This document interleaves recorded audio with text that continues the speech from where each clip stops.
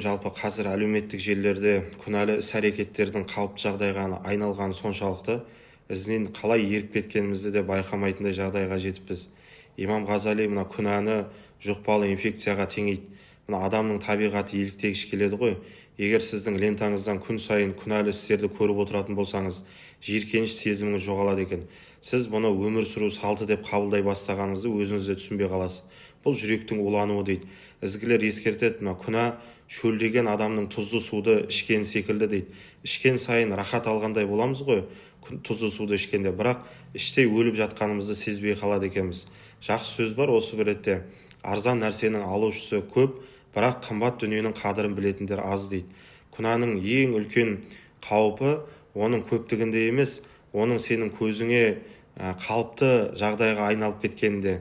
Мына әрбір көрінген лас контенттерің ол жүрегіңе түскен қара дақ секілді. Олар тұтасып кеткен кезде жүректегі ұят сезімі өледі екен. Ұят өлген жерде күнә ашықтан ашық жария жасала бастайды.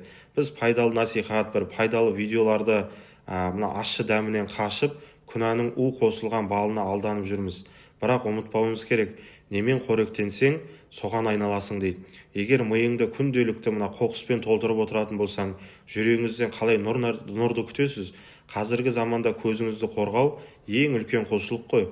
Ізгілер айтады: бүкіл әлем қараңғылыққа батса да, ол сенің міндетің бір шырақ болып қалу деп.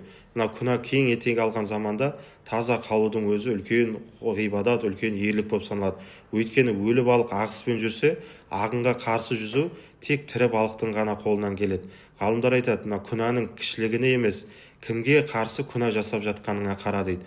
Қорыта айтқан кезде, сенің таңдауың ол сенің кім екеніңді білдіреді.